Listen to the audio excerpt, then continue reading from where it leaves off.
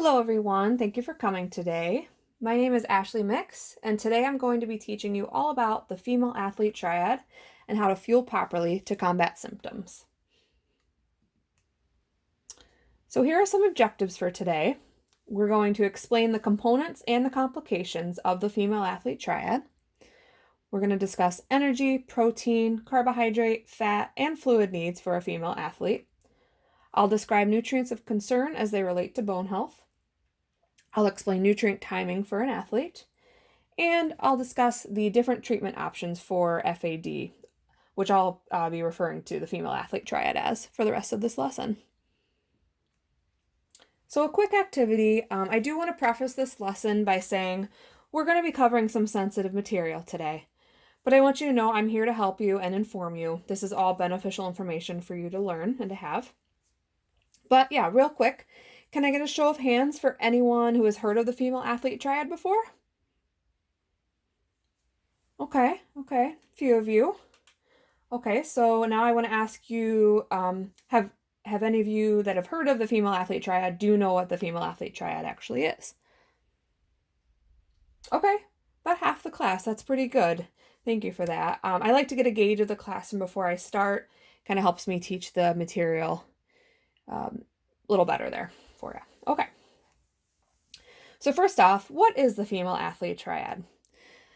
The female athlete triad, it's an interrelationship of menstrual dysfunction or amenorrhea, low energy availability with or without disordered eating, and decreased bone mineral density. This is relatively common among young women participating in sports. Diagnosis and treatment of this potentially serious condition is complicated, and it often requires an interdisciplinary team. This complex disorder was actually first coined by the American College of Sports Medicine in 1992, after many experts in the field had noticed a pattern among adolescent and young adult female athlete patients. The prevalence of menstrual irregularities, disordered eating, and low BMD varies widely in the general population and in the athletic community. However, in women who participate in sports that emphasize aesthetics or leanness, such as ballet or running, this prevalence of secondary amenorrhea can be as high as 69%, compared to 2 to 5 in the general population. So it's definitely prevalent and a concern within this population. So the first component of FAD is low energy availability. Its energy availability is the amount of dietary energy for all physiologic functions after accounting for energy expenditure from exercise or sport practice, etc. Low energy availability may be a result of an eating disorder, but it can also occur in the absence of a diagnosis of a anorexia or bulimia or another eating disorder. But generally, there's failure to attain proper energy requirements, and there's a reduced intake along with a high or increased activity level. So a little bit more on disordered eating. As I said, the athlete's eating does not have to be disordered to the point of a clinical eating disorder for the other two components of the athlete triad to occur. Disordered eating can actually be happening without the athlete even knowing, just mistakenly eating too little to fuel the body, being busy, not being hungry, etc. But there also can be willfully restricting caloric intake, like dieting or dietary restriction of certain foods. This is actually the primary precursor to eating disorders. And some studies have actually found that athletes often lack the appetite necessary to promote food intake as compensation for energy expenditure from intense exercise regimens. So some signs and symptoms of disordered eating you may or may not be aware of. So amenorrhea or menstrual dysfunction, dehydration, gastrointestinal problems like gas, hypothermia, stress fractures, significant weight loss, excessive exercise, or avoidance of eating and eating situations. The second component of FAD is amenorrhea, which is officially defined as the absence of menstruation for 3 or more months. Intense exercise and decreased intake alters the hormones progesterone and estrogen. And the female hormones, estrogen and progesterone, are important for overall body health. they help regulate a woman's period. But intense exercise and extreme thinness can reduce these levels enough to prevent or stop monthly menstrual cycles. And in fact, estrogen deficiency can lead to a lack of calcium in the bones. The third component of FAD is low bone mineral density, or BMD, as I've been referring to it as. So several different components contribute to bone strength, including bone mineral content, bone mineral density, bone microarchitecture, and bone remodeling. Bone remodeling, or it's also called bone turnover, is a constant process of bone formation and matrix development by osteoblasts, which are the cells that promote bone growth, and bone breakdown by the cells that are called osteoclasts. When this process is interrupted, bone is weakened and you're more prone to injury. So I found actually that generally, young healthy women achieve 92% of their total bone mineral content by 18 years of age and 99% by age 26. High impact physical activity can increase your bone density in women, but increased exercise without the proper fuel can lead to frequent bone or stress fractures. And in athletes that are, experiencing frequent stress fractures, it is recommended they be assessed for menstrual dysfunction and disordered eating. And it's found that amenorrheic athletes have 10 to 20% less lumbar spine bone mineral density than in eumenorrheic or athletes that don't have menstrual dysfunction. And lack of estrogen can disrupt bone remodeling and reabsorption.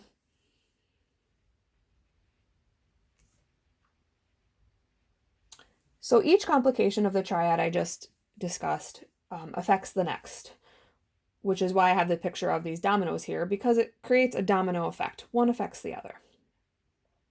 Regardless of the severity of symptoms stemming from the components of the triad, it is important that healthcare professionals, as well as coaches and registered dietitians, are involved in female athletes' care to be cognizant of these risks and potential consequences of this syndrome.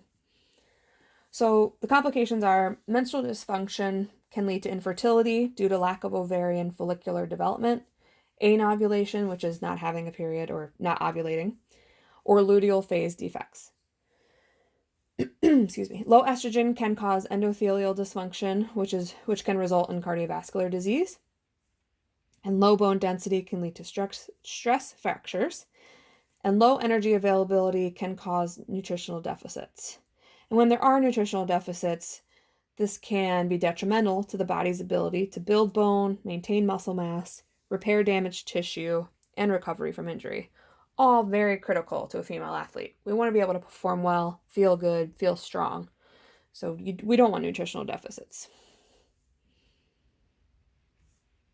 Okay, now for the fun stuff. So we're going to talk about female athlete energy needs next.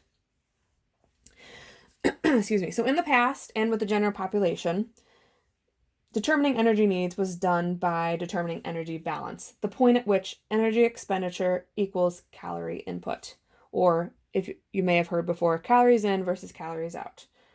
However, being in energy balance does not always reflect an optimal state. For instance, if a female athlete has low calorie intake, she'll have low energy output. Although she is in energy balance technically, it does not reflect her potential peak output. So if she increased her caloric intake, she'd be able to expend more energy in practice, lifts, game, etc. Unfortunately, our culture often tells women that less is better, but because of this, energy balance is not a useful concept. Instead, a preferred method for this is termed energy availability, or EA. It's equal to dietary energy intake, so what you're eating, or it's abbreviated as EI, minus energy expended in exercise, abbreviated as EEE. So what you're burning during, practice, lifts, game, etc., divided by fat-free mass, abbreviated as FFM. So in addition to factoring in the calorie input and energy output, it accounts for the calories needed to maintain fundamental physiological processes, meaning taking into account that fat-free mass, which is our muscle. Muscle is metabolically active, so we want to make sure that we're feeding that tissue in the body. And it's been studied that to obtain optimal energy availability, it's 45 calories per kilogram of fat-free mass per day, and you don't want to be any less than 30 calories per kilogram of fat-free mass. So I have an example here to put it more into context for you. Say we have an 132-pound female athlete, which comes out to 60 kilograms, and she's 20% fat and 80% fat-free mass, which is the muscle tissue, and that's 48 kilograms of fat-free mass. It's determined that her energy intake is 2,400 kilocalories per day. Her energy expenditure is 500 calories per day. So we're going to subtract those two and divide it by her fat-free mass, and it comes out to 39.6 calories per kilogram of fat-free mass per day. Then we take this number and multiply by her fat-free mass again, coming out to a total energy needs of 1,900 calories per day. Next, we'll move on to protein needs. So this varies depending, on, lots of different factors, weight, activity levels, but the general recommendation range is from 1.2 to 2 grams per kilogram body weight per day. If we use our 132-pound female example again, we'll come out to 72 to 120 grams of protein per day. You would want to make sure that if that was your weight, you would be in that range. But these guidelines should be adapted to specific sessions of training or competition. So the higher intake range may be indicated for short periods during intensified training or when reducing energy intake for any reason. And daily protein intake goals should be met with a meal plan providing a regular spread of moderate amounts of high-quality protein across the day, as well as after strenuous training sessions. So some quality protein sources here: eggs, lower fat dairy, lean meats like chicken or turkey, and these all help to reestablish hormonal concentrations and promote bone health. You might be asking, though, what does quality protein mean? What this means is that the protein source has a high biological value, which provides a measurement of how efficient the body utilizes the protein that you're consuming. So high biological values correlate with a high supply of essential amino acids. And so these protein sources here that I've listed represent the proteins with high biological value, meaning your body's going to absorb that protein more efficiently than other sources and be able to use it and perform well. So next is carbohydrate needs. This is completely dependent on the intensity of activity. So this chart recommendations here are based on the current position of the International Society of Sports Nutrition. So you'll see here the first row for light intensity, low intensity or skill-based activities. That's 3 to 5 grams per kilogram body weight per day. Moderate for 1 hour duration is 5 to 7 grams per kilogram of body weight per day. High endurance activities are 1 to 3 hours per day is 6 to 10 grams per kilogram body weight per day. And finally, very high, so 4 to 5 hours per day of exercise, is 8 to 12 grams per kilogram of body weight. So these general recommendations should be fine-tuned with individual consideration of your total energy needs, specific training needs, and how you're feeling from your training performance. Timing of intake of carbohydrate over the day can be manipulated to promote high carbohydrate availability during a specific lift or practice or game, whether that means consuming more before or during. That can all be manipulated when working with a registered dietitian. But otherwise, if total fuel needs are provided, the pattern of intake can simply be guided by convenience or individual choice. So you may not always have time to eat proper amount right before or right after, but it can be manipulated to still ensure proper fuel throughout the day. Okay, so some quality carbohydrate sources here I have whole grains, vegetables, fruits, beans, legumes, which are seeds. So quality carbohydrate sources are those that don't spike the blood sugar too quickly, or this is also referred to as those that have a low glycemic index, and those that have adequate amounts of fiber to keep you full and promote gut health. There are cases, however, especially with athletes, where you need to have higher glycemic index foods, so right before a game, say, or lift. So you'd want those sources there. For fat needs, it's recommended generally 20 to 35% of your total energy intake, but consuming 20% or less does not benefit performance whatsoever. That's too little of an amount to perform your best. But there are athletes who may choose to excessively restrict their fat intake to lose weight or improve the body composition, but they should be discouraged from chronic implementation of fat intakes below 20%, like I mentioned. And what this does is when you reduce below 20%, it's associated with reducing intake of a variety of nutrients, such as fat-soluble vitamins, which are vitamin A, D, E, and K, and essential fatty acids, especially omega-3 fatty acids. And this can all affect, biological processes within the body. If there is a case where restrictiveness of fat is practiced, needed to be practiced, it should be very acute, so before a specific athletic event. And I have an example here again, our 132-pound female again. So her total energy needs, if you remember, we calculated them as 1,900 calories per day. So using the 20 to 35% of her need recommendations, it comes out to 380 to 665 calories from fat, which is 42 to 74 grams per day. So some quality fat sources: salmon, nuts, avocado, and olive, coconut, or avocado oil. Quality fat sources, they include unsaturated fats and omega-3 fatty acids.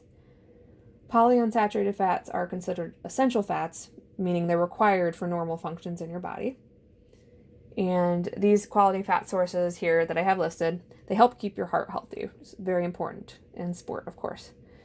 And omega-3 fatty acids may help prevent or treat heart disease and stroke. And they can help reduce blood pressure, raise your HDL, and lower triglyceride levels. So next I'm going to talk about fluid needs.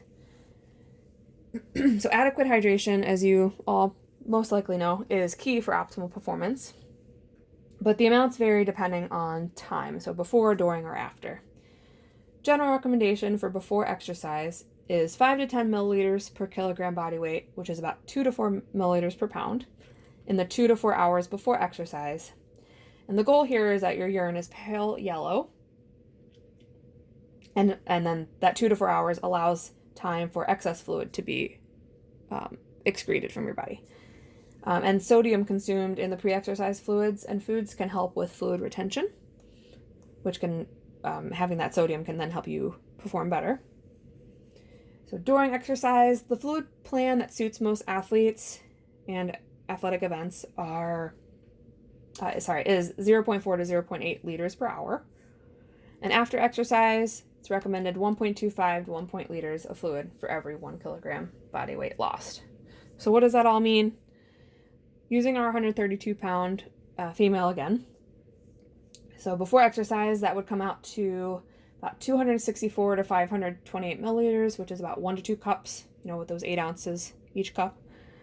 And then after exercise, let's say if she lost 1 kilogram of body weight, using that 59 times the 1.25 to 1.5, it comes out to 73 to 88 liters, which is about 4 cups. So 4 times 8, so 32 ounces total. Okay, so now we're going to transition into important nutrients for bone health. You will most likely recognize some similarity in the next 3 slides, as I touched on these nutrients when I was talking about vegan nutrition. But however, these bear repeating in the context of FAD, as they're very important for optimal bone health and mitigating the symptoms of FAD. So vitamin D plays an active role in immune function, protein synthesis, muscle function, cardiovascular function, inflammatory response, cell growth, and musculoskeletal regulation. Needless to say, it's a very important vitamin. It activates expression of genes that influence the muscle growth and differentiation. The RDA, which stands for Recommended Dietary Allowance, for females under age 70 is 15 micrograms per day, or 600 IUs, or international units. However, one study actually found that only 5% of college athletes met this RDA. So it's definitely an area of concern that we want to make sure female athletes are more aware of and able to get more through the diet and supplement with if need be. So great sources of vitamin D include red meat, salmon, egg yolks, but we do need sunlight for our bodies to be able to synthesize the vitamin D, to be able to utilize it in the body. And those of us in Michigan have an issue with that. We don't get a lot of sunlight, so these are the cases where vitamin D supplementation would be warranted. Next up, we'll talk about calcium. So calcium intake is a key factor in promoting bone health and preventing osteoporosis. You may not be thinking about it now, as all of you are young athletes, but is very important to keep in mind. So physical activity is the primary modifiable stimulus that affects bone growth and development in adolescents and young adults. It is recommended that amenorrheic athletes increase their calcium intake to a minimum of 1,500 milligrams per day, which exceeds the standing recommendation of 1,200 milligrams per day for healthy menstruating adolescents. And some great sources of calcium are milk and milk products, yogurt, broccoli, and tofu. The American College of Sports Medicine, American Dietetic Association, and the Dietitians of Canada encourage athletes to strive to consume diets that provide at least the RDA or DRI for all micronutrients from food. So dairy products and other high calcium content foods are referred to as the preferred calcium content calcium sources, as opposed to calcium supplements. And the primary source of calcium is cheese, followed by milk and milk products and yogurt. But however, as you can see on the slide, dairy products are not the only sources of calcium. You can get it from kale and turnip greens, broccoli, tofu, and calcium-fortified foods like orange juice. And these are all foods that can contribute to your overall dietary calcium intake. Okay, next up is iron. So iron is critically involved in two processes in the body. So collagen production, collagen is very important for your skin, and metabolism of vitamin D, meaning helping it absorb. But iron deficiency is considered to have a detrimental impact on bone homeostasis. Good sources of iron include dark green leafy vegetables like spinach and red meat. However, calcium inhibits iron absorption, regardless of whether it's given as calcium salts, like a supplement, or if it's in dairy products. This has caused concern because it is recommended for, children and women to increase their calcium intake, which, ironically, they're the same populations that are at risk for iron deficiency. However, it's been found that consuming adequate amounts of vitamin C in the diet can help with this. Okay, next up, we're going to talk about nutrient timing. So nutrient timing involves the purposeful ingestion of all types of nutrients at various times throughout the day to favorably impact the adaptive response to acute and chronic exercises. So muscle strength and power, body composition, and physical performance, etc. So it incorporates the use of, methodical planning and eating of whole foods, fortified foods, and supplements if need be. And why this is so important is this can help to increase overall energy intake, which can help to resolve FAD symptoms. And timing of energy intake and ratio of certain macronutrients, so that means carbohydrates, fats, or proteins, can enhance recovery and tissue repair, muscle protein synthesis, and improve mood states following high volume or intense exercise. All things we care about, right? Athletes want to feel good, perform well, all good things. Okay, so for nutrient timing before exercise, it's best to not eat immediately before exercise. You want to aim for 1 to 4 hours before. Obviously, I know as, female college athletes, all college athletes are busy. This isn't always easy, but this is why I'm here. I want to teach you what the recommendations are out there. So 1 to 4 hours before is good to let your body digest. A carbohydrate plus a protein or a carbohydrate alone is good. So some great examples I have here are, peanut butter and banana or PB&J sandwich, oatmeal with low-fat milk and fruit, or a handful of raisins and nuts. You want a 2-to-1 ratio, double the amount of raisins compared to nuts. It's highly variable depending on the individual and the sport. So how much you weigh, what kind of activity you're about to do will affect how much you want to eat before. And but generally, consuming nutrients before exercise can support increases in strength and improvements in body composition. So you'll notice my examples here I have listed are carbohydrate plus protein sources. Carbohydrates are your fuel, and protein is what rebuilds and repairs, but also primes the pump to make the right amino acids available for your muscles. So during exercise, this varies, again, depending on what kind of activity you're doing. So for extended, over an hour bouts of high intensity, it's recommended you get about 30 to 60 grams of carbohydrate per hour every 10 to 15 minutes, especially if over 70 minutes. Excuse me. So you'll see here she's drinking a Gatorade. Gatorade's a great choice. Having a little bit of bar with you, an easy to digest granola bar is good to have with you during these longer bouts of activity. And for resistance exercise, there's not as specific studied recommendations currently, but it has been shown that carbohydrate or carbohydrate plus a protein source can increase muscle glycogen stores and decrease muscle damage. So increasing the muscle glycogen stores is always beneficial because you'll be able to power through, a workout or a game better. So one study involving pre-exercise and during exercise delivery of carbohydrate during resistance exercise did show the loss, minimize the loss of muscle glycogen. And as I said, there is limited research in the arena of the resistance exercise, but there was a study that had participants ingest a 6-gram solution of essential amino acids, or you may have seen it as EAA before, throughout resistance exercise, and they reported increase in post-exercise insulin levels and reductions in cortisol, which is our stress hormone. So that's very good to know.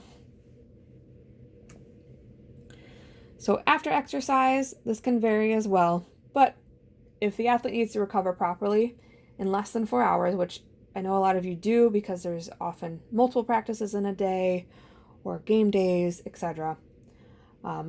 Aggressive carbohydrate refeeding is considered 1.2 grams per kilogram body weight, with the preference towards those carbohydrate sources that have the higher than 70 glycemic index. Caffeine can be warranted here with 3 to 8 milligrams per kilogram body weight per hour. And again, combining carbohydrates with protein, has shown to facilitate greater recovery of muscle glycogen. So some more on nutrient timing after exercise. The big takeaway here is making sure to have a carbohydrate source paired with a protein source. So 0.2 to 0.5 gram per kilogram per hour with no more than 1.2 gram per kilogram per hour of carb. But it is important to meet the total daily intake of protein. So ingesting a 20 to 40 gram protein dose every 3 to 4 hours can positively impact muscle protein synthesis. And then using our 132-pound female example again, so taking the 60 kilograms times the 0.2 to 0.5 comes out to 12 to 30 grams per hour for the carbohydrate source. Yes, sorry. So 12 grams of carbohydrate is about 1 slice of bread, and 30 grams of carbohydrate is 1 large banana.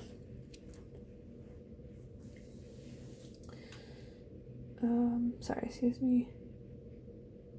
Yes, and so for athletes that are likely combining resistance training sessions with sport-specific training, having carbohydrate and protein sources, around each session, like structured around each session, would be warranted because that would help to optimize recovery to be able to perform again quickly. Okay, so some treatment options I'm going to break them down by component. I just want to preface, and I have it on the slide here too, always check with your primary care physician first before any supplementation or lab work. So for amenorrhea and FAD in general, the primary goal of treatment is restoration of regular menstrual cycles and enhancement of bone mineral density. The first step in attaining these goals is modification of the diet and exercise regimens to increase overall energy availability to at least 30 calories per kilogram of fat-free mass per day to resume a menstrual cycle. So when there is this increase in body weight that occurs with the alteration of diet and exercise and resumption of the menstrual cycle, this will improve bone mineral density. So in a way, you can think of it as the domino effect, but in the opposite way, and a good way. So another thing, meeting with a registered dietitian to work on increasing caloric intake will be very helpful to you. Decreasing physical activity as feasible. I realize that's not always possible. It is recommended, when, talk to your doctor first to supplement with estrogen. And in young female athletes who are suspected of having disordered eating, a complete blood count, electrolytes, urea, nitrogen, creatinine, glucose, calcium, phosphorus, magnesium, and albumin should be checked. And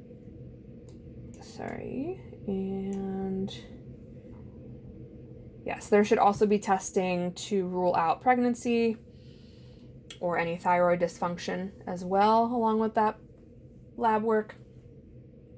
And again, always check with your primary care physician first. So with bone health, there are, I don't know if any of you have heard of a DEXA scan before, but it stands for dual energy X-ray absorptiometry, which it is an X-ray, but it measures your total body fat percentage, your lean mass in pounds, and your bone density.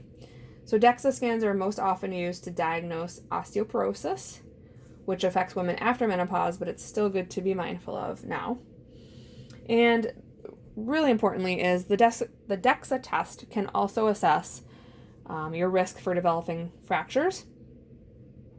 And the risk of fracture is affected by age, body weight, history of prior fracture, family history of osteoporotic fractures, and lifestyle factors. And then another great treatment option is working with a registered dietitian to create a meal pattern that includes those important nutrients for bone health I mentioned before, so the calcium, vitamin D, and iron.